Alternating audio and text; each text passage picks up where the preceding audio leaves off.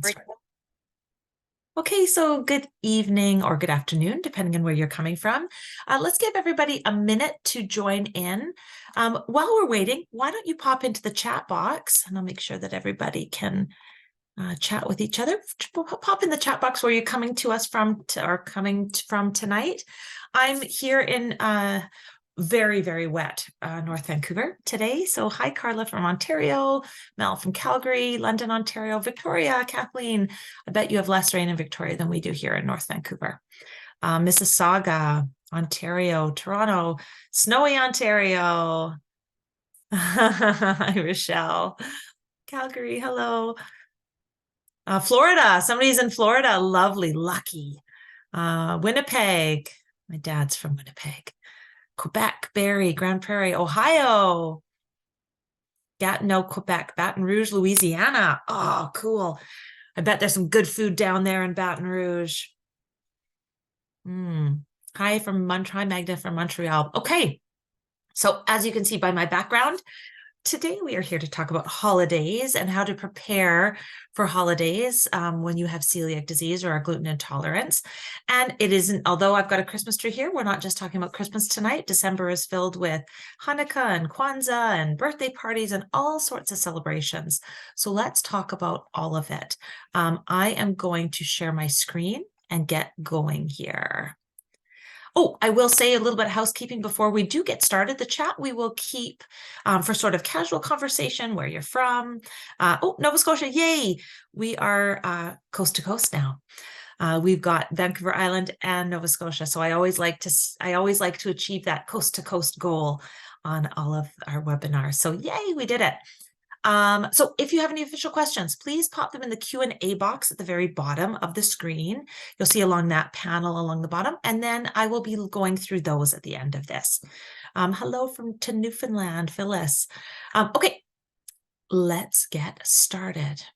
And let's wait. I'll give us time at the end to ask questions. All right, let's get started. We even have a giveaway tonight, everybody. So when you are, if you stay to the end, then we have a giveaway. Let me get this slideshow started. All right, so before we begin, I want to take a moment to acknowledge that this presentation was created on the traditional and unceded territory of the Coast Salish peoples, including the traditional territories of the Musqueam, Squamish, and Tsleil-Waututh nations. And here we promise to live, learn, and share educational experiences on this traditional territory. And we express our deepest gratitude for being able to do that. So Gluten-Free Galore Holiday Survival Tips. This is a brand new presentation. I've never given this one before, although I've certainly talked about it a lot, and we've had our holiday guides that I hope you've downloaded and you've taken a look at, but it's a new one, so this is exciting. So I hope it goes well. Hope I can turn my screen. So for those of you some of you out there might be newly diagnosed, so I just wanted to take a quick moment to make sure everybody was on the same page with what is celiac disease and what do we have to avoid, just really, really quick in a couple of slides. So celiac disease is an autoimmune disease where the protein gluten damages the intestinal villi or mucosal lining of the gut. You can see there on the left, that's a normal gut, lots of healthy villi, lots of surface area for your nutrients to absorb. And then, of course, on the right-hand side, when you eat gluten and you have celiac disease, those villi will atrophy, and those long finger-like projections where all the absorptive capacity lies or lives get atrophied, and you're no longer able to absorb nutrients, causing a host of symptoms, up to about 260 symptoms, none of which are unique to celiac disease, which is why it is so underdiagnosed. But we get a lot of malabsorption of nutrients as well. We see about 68% of people newly diagnosed have an iron deficiency, some progressing to an anemia. So that's what celiac disease is. The only treatment we have for celiac disease is a strict gluten-free diet. There are currently no medications available to treat celiac disease, although there are lots of studies and trials being done in order to kind of treat a glutening. So that's kind of where the medication is looking at the moment. What is gluten? So gluten is a protein found in barley, rye, oats, and wheat. So if you think about the acronym BROW, think about those eyebrows. Barley, rye, oats, and wheat. Now, regular oats are a source of gluten. Gluten-free oats are fine though, but you have to make sure you're looking for that gluten-free claim and also gluten-free oats written in the ingredients list. So that is what you have to avoid. That is what celiac disease is. So let's validate all of this and say the holidays can feel stressful. I don't know about you guys, but I'm feeling a bit of a weight on my shoulders. I'm the magic maker in my house. I've got 3 kids. My middle daughter is celiac. My husband is celiac. My mom is celiac. So we live a very gluten-free lifestyle. We've been doing this for years and years and years. Julie was diagnosed 7 years ago. My mom was diagnosed over 10 years ago. I've lost track. I've got a cat coming to visit me. But holidays are stressful enough on their own.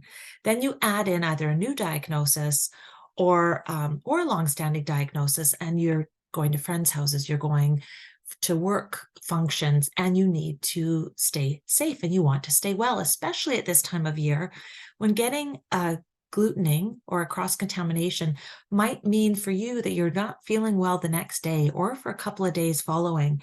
And this isn't the time of year that you want to be experiencing those sort of symptoms. We were at a buffet last night, and my husband was quite concerned about dining out. Ended up to be just fine, and he's felt well. So that is good. But it can be stressful. So I wanted to just take a minute to say to everybody, I hear you, I see you, and I know that this doesn't always feel like the most wonderful time of the year, although there's always moments of complete and utter joy. So what are some of the stressors that we feel? Cross-contamination, we worry about it all the time. When you're dining out at friends' houses or families' houses, when you're dining out at restaurants, if you're traveling, a lot of people travel at this time of year. They go to either visit friends or family, or they go to a sunny destination because most of Canada is in the snow or in the rain or in the dark. So our friend down in Florida right now, I am jealous. I wish I was there. People are snacking at friends' houses. Spices and alcohol become more part of our lifestyle. Will I feel sick? Will I be able to enjoy myself if I'm so worried or so nervous or so anxious? So all of these stressors play a role in the quality of life that we experience throughout this season. So let's really start to name it. And I love this image. I was thinking, oh, what kind of image can I put on how do we manage stress? And I thought this windy road just really nailed it for me. So I don't know whether you connect with that image or not, but I connected with it. It's not a straight path. There's a lot of twists and turns in this journey. And I always like to remind myself of the facts. Okay, what do I need to do to stay safe this season?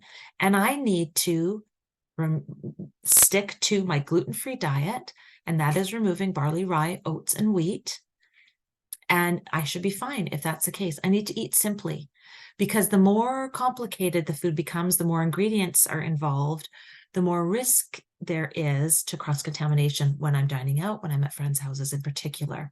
Stick with the familiar.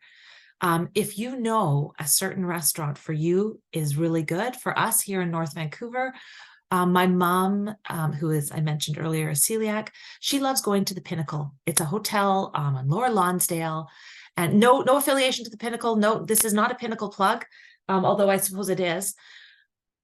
We know we're going to be safe there. We know that everybody's going to enjoy the food and everybody's going to leave feeling okay.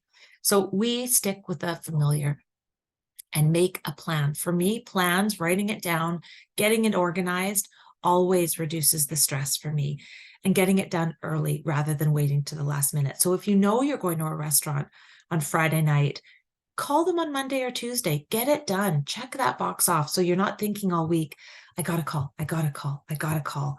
And then on the Thursday, finding out that there's not a lot on the menu and going, oh my goodness, now how do I find a reservation at the last minute to change it? So really planning ahead and making that plan is a good way to manage that stress.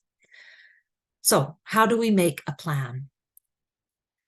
So if you are going to friends or families, I loved this image because this is a picture of a Hanukkah meal. And I think that's the challah. And it's hard to get good bread or to go somewhere and have gluten-free bread.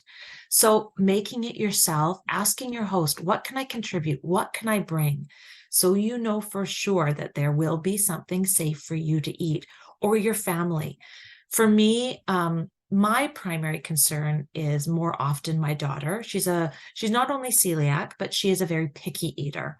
So even if there is something for her there, she might not want to eat it anyways. So I like to say, what can I contribute? What can I bring? And then I make sure that whatever I bring is something that Julie can have and that she will enjoy, and it will fill her up. Ensure that there is something that the family member enjoys, and a main dish. So if you bring an appetizer, that's not going to be great for the main entree. So I know it's extra work. And unfortunately, when it comes to celiac disease and keeping everybody safe, there's going to be a little bit extra work here. And so for me, I will often bring, like I make a homemade mac and cheese. And I know Julie likes it. So I'll bring that in a casserole dish. If I'm assigned an appy, and that happens too, the host will say, okay, you're on appy duty, you're on dessert duty.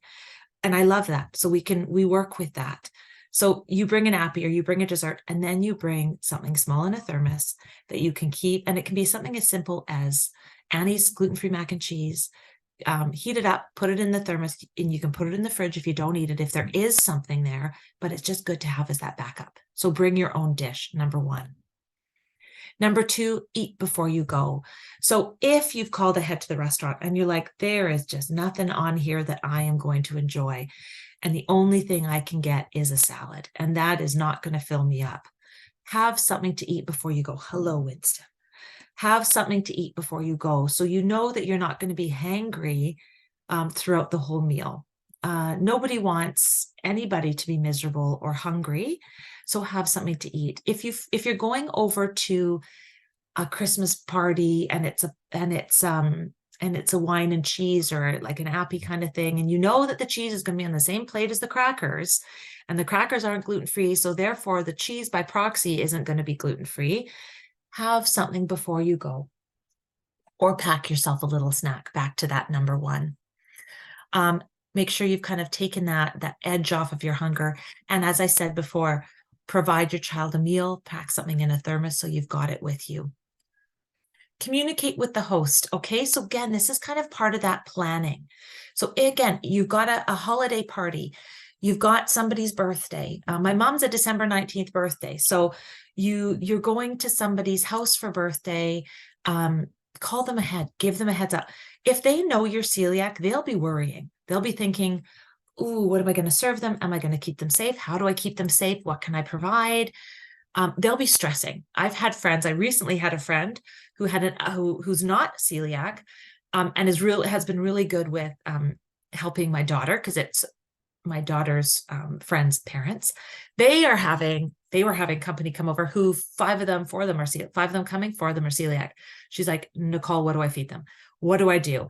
And so we kind of went through the basics. So as a host, she was stressing. So what would be great in order to help relieve your stress and relieve the stress of the hosts, give them a heads up, give them a call, say, okay, what can I do to help? What can I bring? Or what can I do to help you make this a success for those people who are coming who are celiac? So ask them, okay, are they making, maybe there's brie and crackers. Okay, these are the good gluten-free crackers that you can buy.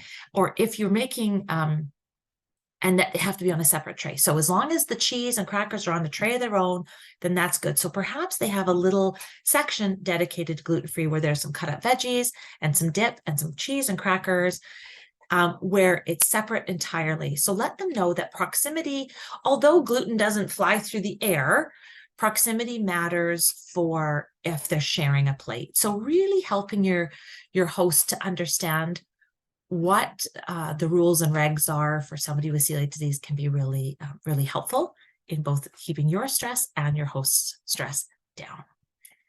Label your food. If you are bringing something, make sure it's labeled gluten-free so it doesn't get mixed in or put on a plate with something else. You know, by all best intentions, you might bring something in, suddenly it's transferred onto a platter that's now shared with everything. So, and make sure there's dedicated utensils, because we all know that if something's scooped with one and then it goes to another, then that utensil is now cross-contaminated and it's not safe. So you know, one trick is you could bring like a colorful spoon, like a colorful plastic spoon. Doesn't have to be expensive. Just knowing, okay, the pink spoon or the blue spoon or the yellow spoon, that is for gluten-free. I'll always recommend blue and green for celiac colors. But keep that, you know, those are the dedicated gluten-free. If it's going into the oven, is that my next point? Nope. I'm going to go back. I didn't want to jump ahead of myself. If it's going into the oven, making sure that it's on top, not below. So remembering cross-contamination can happen in an oven on a couple of occasions. One, if the convection setting is on, because the convection setting blows air around. So we want to really make sure there's no flour or say like pastry flakes on the bottom of the oven, and they're now getting blown around by the convection setting. Only bake setting in shared ovens. And then gluten-free on top, gluten-containing on bottom. Again, gravity counts. We're always thinking about gravity. That's why when in your cupboards, you're storing the gluten-free stuff on top and the gluten-containing items on the bottom. So in case anything falls, it's not landing on your expensive gluten-free food.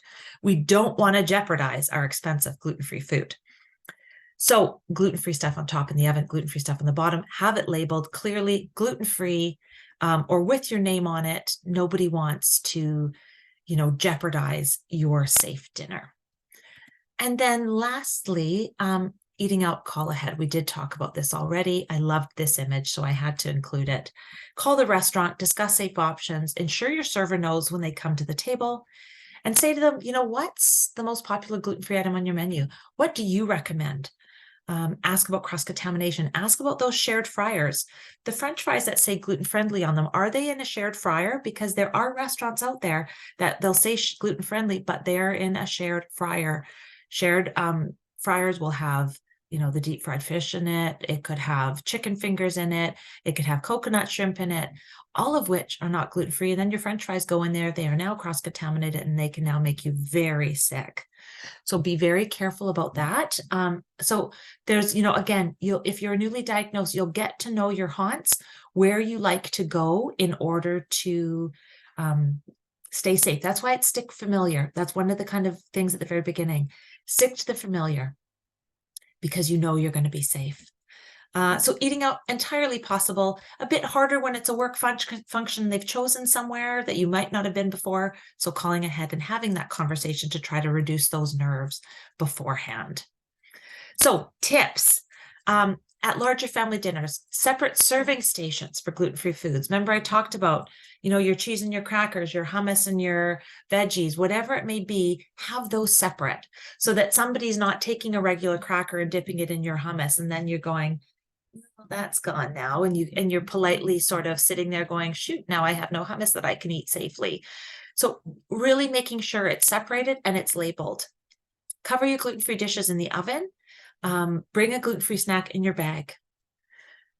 Wine, champagne, and pure distilled liquor and alcohol are gluten-free. It's the time of year that there's, you know, although Health Canada's recommendation, I do have to say this as a dietitian, 2 drinks or less per week is what is recommended.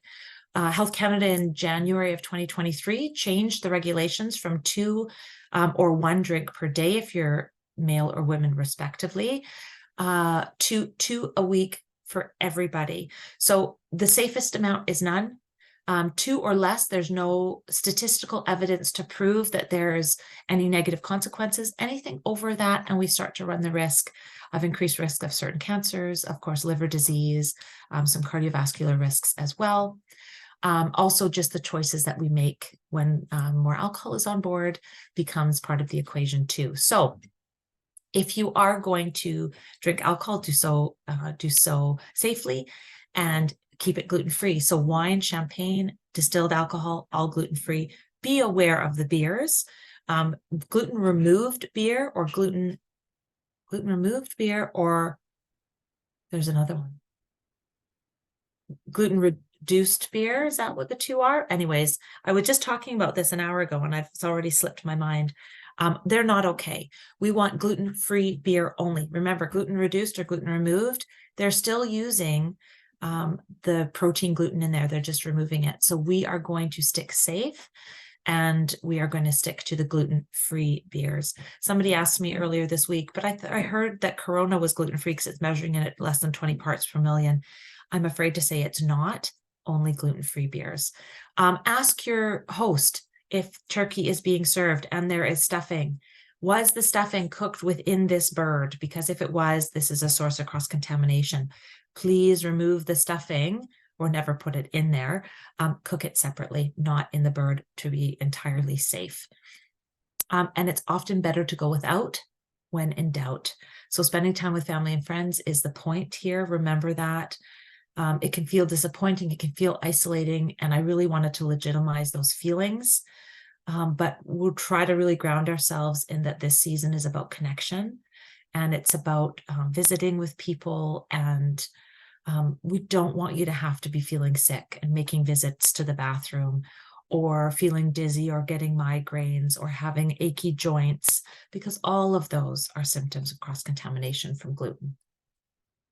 Here's a quick slide. This is taken directly out of our holiday guide. So this for that.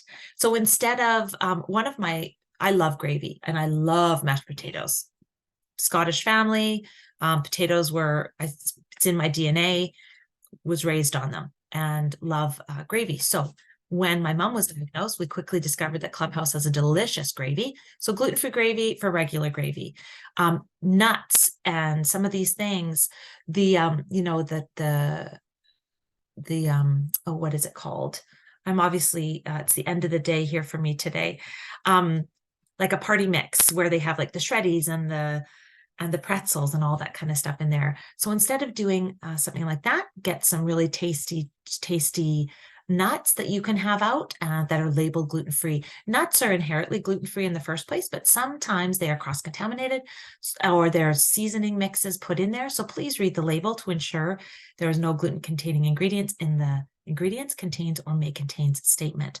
There's lots of good stuffings out there that are gluten-free, so swap this for that. Matzo ball soup, one of my faves. I love matzo balls. So again, a safe gluten-free matzo ball. And then panko crumbs. If you're breading something, get really good gluten-free panko crumbs instead of regular. So you'll find on the grocery shelves now, there's a lot of variety and a lot of options. Oh, and there's our sugar cookies up top to make the traditional delicious foods that you're used to, but just in a gluten-free way. I've mentioned our holiday guide. I wonder if I can click on this. I don't know if I can. I'm not going to because I don't want to throw off the presentation. But Celiac Canada puts out a holiday guide every year. Our holiday guide was just released last week. You can find it on our website. You can find it on our Facebook group. It walks through some tips and tricks and some recipes, and it's a really great. It's my favorite magazine of the year. So it's a shorter magazine than what we normally put out. But I'll get to it. There's a shopping guide, and that we are going to get to talk about a little bit later. But check out the holiday guide. It's well worth browsing through. Okay, beware of some holiday foods that contain gluten. Okay, so although gluten can never be hidden, we know that gluten and wheat. So in Canada, we have very robust labeling laws, thankfully. And we have the priority allergens that need to be labeled if they're inside the food, in the ingredients or the contain statement. And priority allergens include wheat. And then we have gluten sources, which are our brow ingredients, our barley, rye, our oats, and our wheat. So they always have to be labeled by their regular name, their common name on a label if they exist. But some places that you want to just make sure you're looking. If you're eating a soup and the person says, "Oh no, it's gluten-free. There's no noodles in it. It's fine." You might want to ask what kind of bouillon cube they use. They might not have used an actual stock that they made themselves. And in that bouillon cube, there might be wheat. So check that. Obviously, anything with breads or cakes or pies, candy, cookies and crackers, croutons. And remember, croutons can't be removed from A salad, they have to never have been there in the first place. Gravies, obviously, we talked about pastas. Salad dressings, check out the ingredients list. And self-basting poultry is something else you want to look out for. So being aware of really asking those questions to your host, or reading the ingredients labels and things that maybe you normally wouldn't be cooking with, just really make sure to check it out. Gift guides, you know, I've got a 13 and a 15-year-old. Right now, they are all about cosmetics. I think Sephora is their favorite place at the moment. For all those of you with teenagers who are into Sephora out there, you feel me. So, you know, cosmetics are expensive enough. And then as soon as something says gluten-free on it, they can be more expensive. So please be rest assured that gluten cannot be absorbed through the skin. The molecule is too large. Gluten has to access our digestive system. And ear, nose, and throat are the 3 ways that it can access our digestive system. So if there's loose flour in the air, if somebody's cooking or sprinkling flour on the countertop to roll something out, their sugar cookies out, you can breathe that in. And as soon as you breathe it in, it coats your throat. You swallow and it enters your digestive system. So be very careful. Now, cosmetics, we don't need to worry about. You can buy lipstick, chapstick, hand lotion, foundation, lipstick, doesn't matter. The studies show us that you have to consume about 6 tubes of lipstick in one day in order to get enough possible gluten source. And it's possible gluten source, not even confirmed gluten source, to get sick.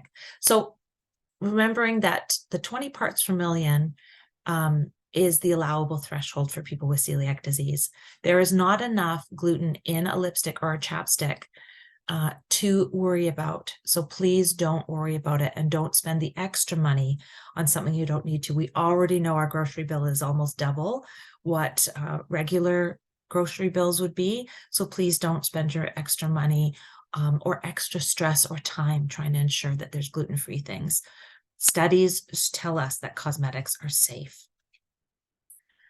Shopping list. Okay, so this is what I was talking about. I'm really excited about this year.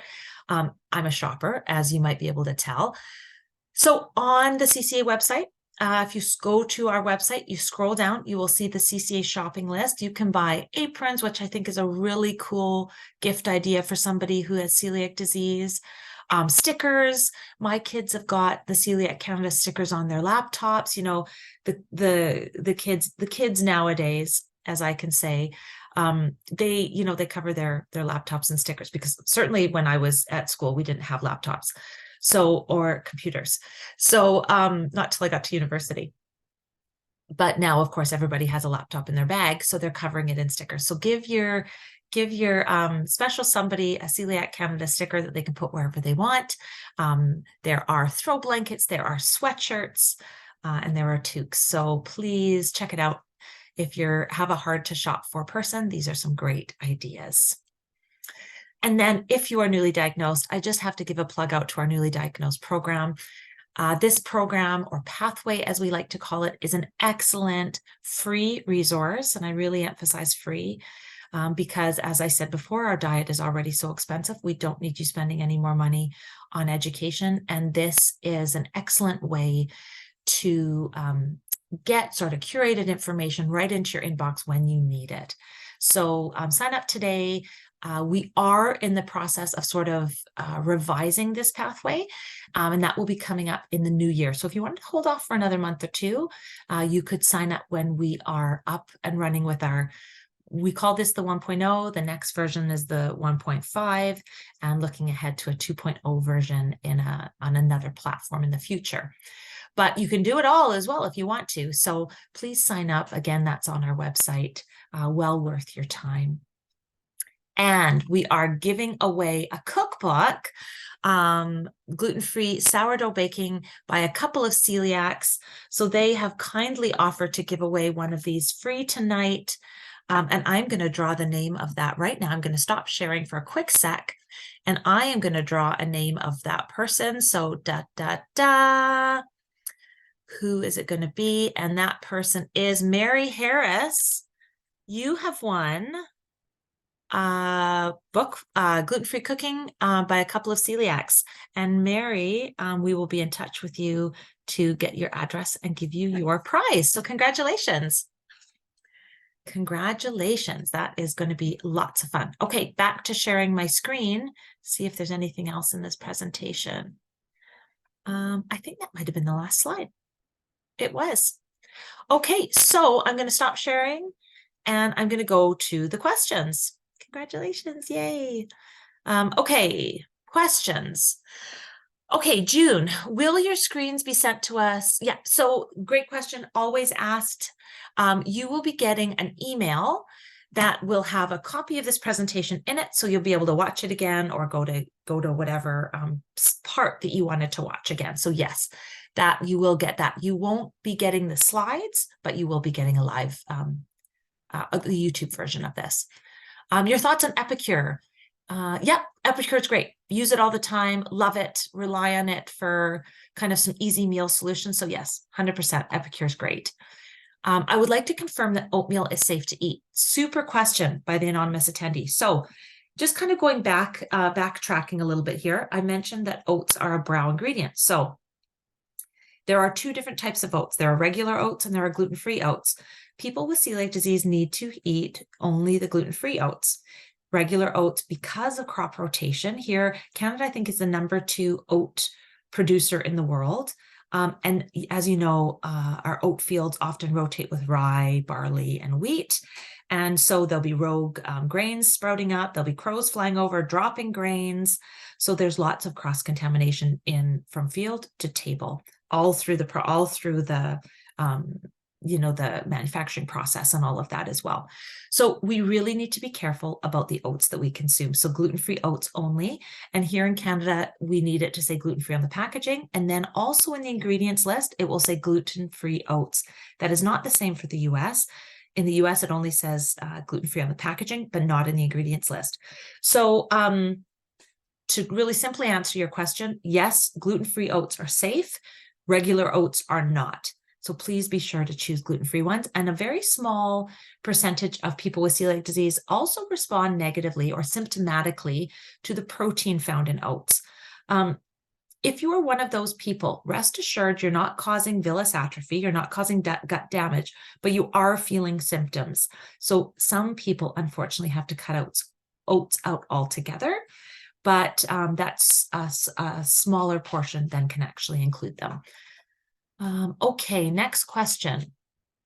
Then it is safe to use oatmeal soaps, body wash, and creams. Yes, Aveeno is one of the ones that gets asked a lot. And yes, Magda, absolutely safe.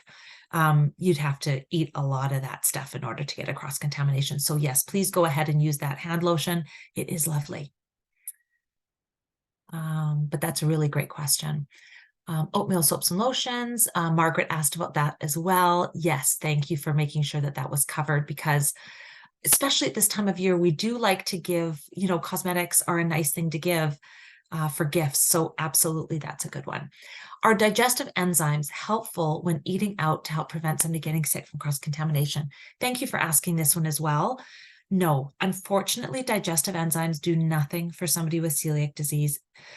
It's not about us not being able to digest the enzyme. It's about the enzyme attacking our system. So it's a different mechanism of action. And unfortunately, there's products out there like Gluten-Ease and Gluten Cutter that sort of give the impression that it will be helpful for people in situations like ours. And it's not. So please don't rely on it.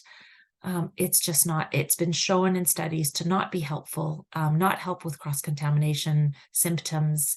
And I really want to be cautious of the amount of money we spend on things because everything is so expensive and this isn't going to be helpful. Can sourdough bread be tolerated by some people with celiac disease?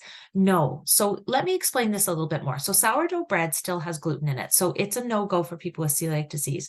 Where probably the cross information has come with this one is for people with IBS. So IBD is sort of the umbrella for IBS, Crohn's, and colitis. And then some people with IBD, when we're talking about the FODMAP, so the low FODMAP diet, I won't get into the acronyms. Sourdough is a low FODMAP food. So people with IBD can tolerate sourdough better than they can other bread items. So that is where there's sort of a little bit of a myth that people with celiac disease can have sourdough bread. They can't. It still contains the same amount of gluten, but it's a low FODMAP food. So people with IBD can have it who have Crohn's colitis or IBS. I hope that was helpful. Jacqueline, do you offer celiac and diabetes workshops? Thank you for asking. I'm saying that a lot because these questions are all so great. We offer, so myself and Linda Nielsen, we put on a Gluten-Free 101 every month. I think the next one's coming up maybe on the 14th of December, but we host one every month. So if you want to come, it's free. Everything Celiac Canada does is free as a charity. So we walk through labeling, dining out, traveling. We walk through diagnosis. We go into we do a deep dive into all of it. And then it's a really great opportunity to ask questions as well. They are about an hour and a half. So just so you know, you want to carve out that amount of time. Today's is, my webinars tend to be a little bit shorter, but the Gluten-Free 101s tend to be a little bit longer just because there's so much information to cover during those webinars. So diabetes, no. So type 1 diabetes and celiac disease do share a gene, and people with type 1 diabetes are at increased risk for developing celiac disease. The inverse is not true. People who have celiac disease are not at increased risk for developing type 1 diabetes, according to the evidence. We do have a webinar that I did with Diabetes Canada that lives on Diabetes Canada's website. If you go to their replays, their webinar replays, you can find it in there. You can also find it on YouTube if you just Google Celiac Disease Diabetes Canada, Celiac Canada Diabetes Canada webinar. I think it comes up that way too. But we don't specifically speak to diabetes within the lens of Celiac Canada. We just will speak to the celiac disease. But yes, please do come to our Gluten-Free 101s. Melissa, should one have separate cooking pans, etc., from everyone else in the family without celiac disease, or is thorough washing fine? Thorough washing is absolutely fine. There are certain kitchen items that we suggest you have dedicated to use. So let's walk through them. So cutlery, pots, pans, plates, dishes, bowls, anything like that, you're fine. Frying pans, give them a good wash, put them in the dishwasher, hand wash them, and you're fine. They're fine. The things that we want to dedicate for people with celiac disease are toasters. Toasters need to be dedicated. Air fryers should be dedicated. If the cutting board is really old, if it's grandma's cutting board that's been passed down through generations and it's got deep grooves in it where gluten can get trapped, we want to have those dedicated. There's other things. Waffle irons can be, anytime that there's places that are not easily cleaned and that gluten can get trapped, we want to be aware of.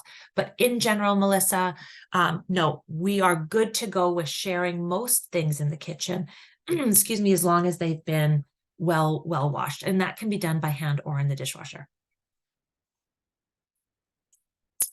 These are awesome questions, everybody. Okay, Margaret, is the FODMAP diet good for people with celiac disease?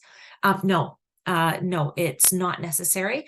The low FODMAP diet is a diet that has to be supported by a dietitian. It is nutritionally restrictive, and it's not something we keep you on. So the low FODMAP diet has a couple of phases. One is the restriction phase, and that lasts from 3 to 8 weeks. And during that time, we see whether or not your symptoms improve.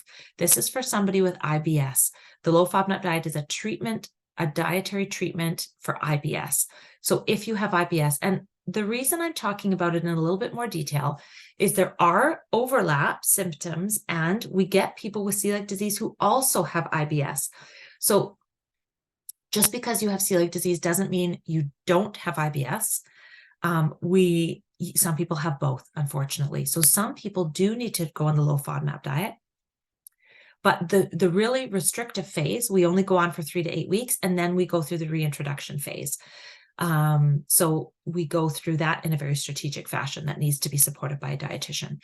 So no, there is absolutely no evidence to show at this point in time that people with celiac disease improve on a low FODMAP diet. People with celiac disease improve on a gluten-free diet, an entirely gluten-free diet.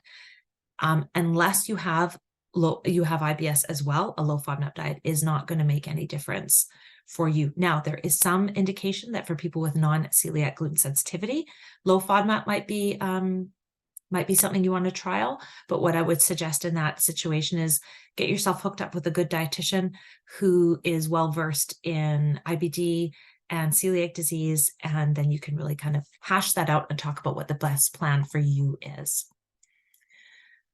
Will there be a cook-along virtually again? Oh, Kathleen, there are not any planned at the moment, but if it's something that our community wants, then we can certainly plan one. I plan the webinars. So I remember 2 years ago, I did a couple of cook-alongs with Promise Gluten-Free. We made Southwestern wraps and French toast, I think. And I think we've actually done another couple as well. And we did some cookie decorating last year for the kids. If you want something, Kathleen, send us an email at info.ca. No, sorry, info@celiac.ca or nicole.byram@celiac.ca. Let me put it in the chat, because I'm the one who organizes the webinars. So if there's something you guys want, sorry, I'm just taking a sec here too. You think I can spell, but again, it's the end of the day. nicole.byram@celiac.ca. Send me some ideas if you have some great ideas for webinars. Can you comment on thyroid cysts and celiac disease? No. What I can do is I can comment on the increased incidence of Hashimoto's thyroiditis and celiac disease. We know, again, from evidence that people with Hashimoto's or people with celiac disease are more likely to develop Hashimoto's or more likely to develop celiac disease. That inverse relationship is there. Graves is another. So Hashimoto's is hypothyroid, Graves is hyperthyroid. And so far, the evidence doesn't suggest that people with Graves have an increased risk of developing celiac disease or vice versa, but Hashimoto's and celiac disease do go hand in hand. Thyroid cysts, I'm afraid I cannot speak to, and that is just because I don't know. It doesn't mean it doesn't exist, but I don't have an answer off the top of my head without looking into it. So I'm sorry about that, but we do know that there are relationships between thyroid and celiac disease. Margaret, how do you know if you have IBS? So what I would suggest you do is a couple of things. So first off, if I was speaking to you as your dietitian, I would say, okay, how long have you been diagnosed with celiac disease? What are your symptoms? Are you on a strict gluten-free diet? Let's go through that first. Let's assume first and foremost that your symptoms are related to your celiac diagnosis.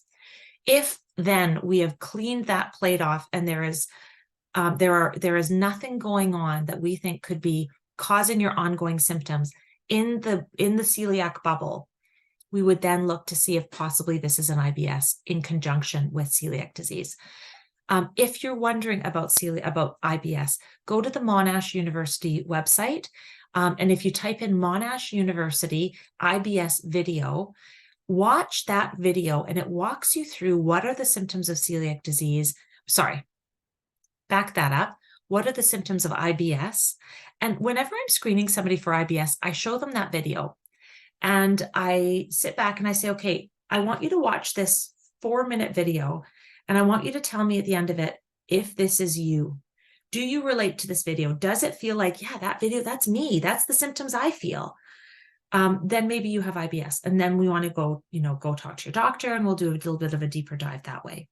But first and foremost, we want to make sure that what you're experiencing, the symptoms you're experiencing are not celiac disease. So we want to get that TTG looked at. Is your TTG, if you're newly diagnosed, is it trending down or has it gone up? If it's gone up, we know that there could be some cross-contamination happening somewhere. There might be an indication for repeat endoscopy. So there's lots of stuff to dig at here. So Margaret, find yourself a good dietitian who can really help you with that. If you go on Find a Dietitian website, Dietitians of Canada website, within that there is Find a Dietitian, and you can find a dietitian who specializes in gut health. And that can really kind of help you kind of dig into that.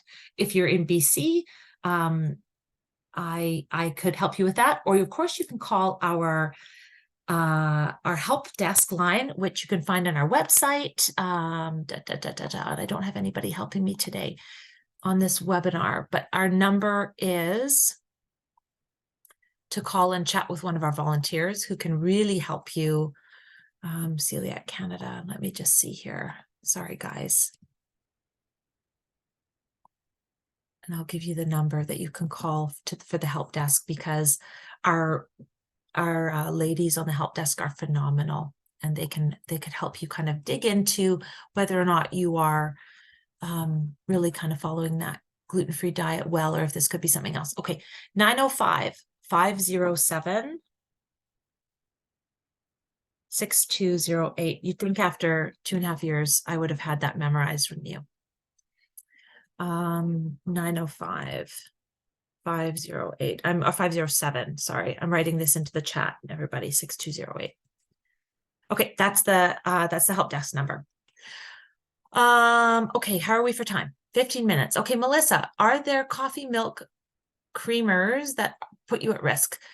Some do not get labeled in the US. So speaking to Canada, if there is a gluten source in your coffee creamer, it would have to be labeled under its common name, barley, rye, oats, or wheat, on the label in an ingredients or in a contain statement. And if there's a precautionary label there, remember, you cannot have it either. We are really, people with celiac disease cannot consume something that has a may contain without there being a large amount of risk. The US, we know that in the US, their gluten-containing ingredients are not do not have to be labeled. So barley does not have to be labeled on ingredients or contains in the US. So their labeling standards are slightly different. So when I'm down there, I like to choose things that have a gluten-free label on it, just to ensure the safety. Are probiotics beneficial for people with celiac disease? So there's no evidence to support probiotic use in improving, speeding up gut healing. So when you're newly diagnosed, does taking probiotics increase or decrease healing time or speed up healing time? There's no evidence to support that.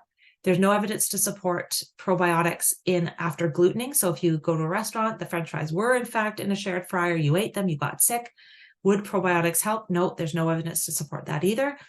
There is a small amount of evidence to support probiotic use in IBS, small, and I think it's like a grade of C. So we grade evidence and an ABC, and I think the grade of evidence for that is around a C. And there is some small amount of evidence to support it for people with colitis. Again, kind of a lower grade in the supporting evidence. But for people with celiac disease, it is not, unfortunately, it is not. Now, there's no harm in it. So, you know, I've taken probiotics on and off throughout my life. It's not something that I use on a regular basis, but I certainly have taken them. And we know there's no harm in probiotics for people with celiac disease. So, you know, when you look at kind of the do no harm and the do good, you know, ethical principles, they're not going to be, there's no harm being done. The only thing is they're costly.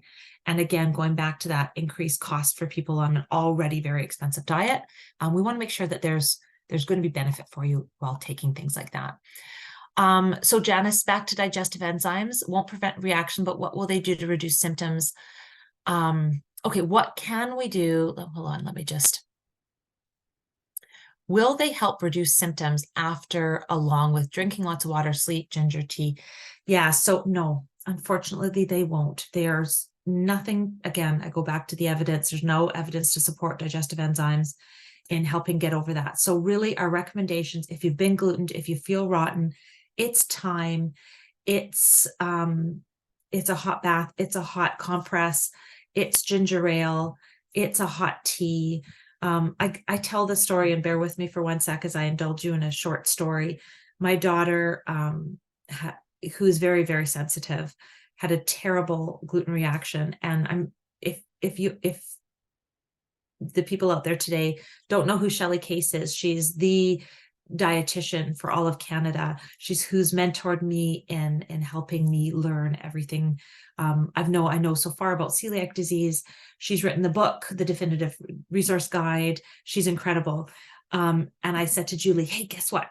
I've got Shelly Case's text. Let's text her right now. This was in early days of me working. Let's see what we can do to help you. And I thought, how lucky am I that I've got the premier dietitian for celiac disease that I can message and ask this question to. And her response was, time, self-care, heat, ginger ale. That's kind of about it, unfortunately. So prevention is your best medicine in this case. However, it's going to happen, guys. If you haven't been glutened yet, you will be glutened, okay? And I don't want anybody here to see it as a failure or as something that they're, oh, they made a mistake. It's going to happen. You're human and mistakes happen. And it might not even have been within your control. So you got it, that list of water, sleep, ginger tea, mild food, hot bath, hot shower. That's what we can do. Can you please advise on gluten-free cheese? Okay, so cheese is naturally gluten-free and it's not a high risk for cross-contamination. So cheese is safe. The only time I would say you would worry about cheese is if it's on a platter with something else, or if there's if it's like a boursin. It's that kind of cheese that's, it's a mixture of things. You might want to read the ingredients list, but otherwise cheese does not have to be labeled gluten-free. It is absolutely safe for consumption. Etiquette for opening gifts. And they are items we can't eat. Just some kind examples of remarks for the giver. Okay, so you're opening up a gift and I'm picturing it's okay, been given Ferrero Rochers. You've been given a Kit Kat bar. I'm thinking of chocolates and stuff like that have gluten in it. So sorry, I'm looking ahead to the questions. It's a tough one. So you just play along. You just say, thank you so much. How kind of you.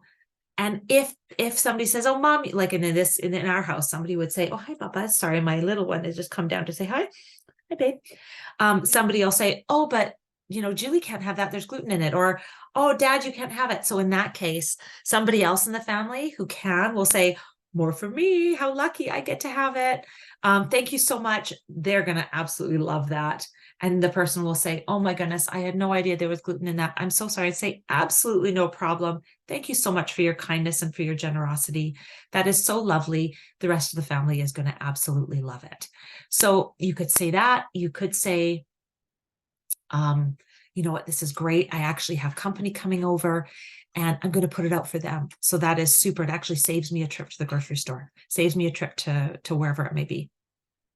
So try to kind of pass it off as, you know what, I can't have it, but here's how I'm going to use it.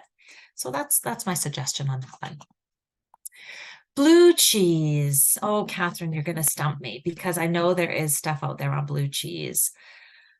And I'm not 100% sure. I want to say that blue cheese is fine and that is a bit of a myth. But I'm going to be honest with you and I'm going to say I don't have a full answer for that on that one. And I apologize, I don't eat a lot of blue cheese and this question has not come up very often. So, Catherine, if you wanted to, what else I suggest you do is send me an email if you want me to dig into this a little bit deeper. And I'm happy to do that deep dive for you and take a look at that, what the safety is. But when in doubt, leave it out. Okay, that is all the questions. And we are on time at 4:53. Thank you so much, everybody, for joining me this afternoon, because it's only 4:53 here in Vancouver. This evening, for most of you who are joining, I hope everybody here has a wonderful holiday season. And if you have questions, please do call our help desk, or if you have ideas for future webinars, send me an email. Check out our holiday guide. Check out our gluten-free 101s. Sign-ups are on the website. And also, please remember, at this time of year, when people are looking at their holiday donations, Celiac Canada is a charity, and we only function because of our charitable donations. So we do rely on our community to help us to put on all of these free webinars and creating all the free resources. So please do think about a donation to Celiac Canada this year, and help us keep providing you with all of the great work that we're doing. So thank you so much. Happy holidays, everybody. Happy New Year. And we'll see you in the new year if I don't see you on the next Gluten-Free 101. Bye for now.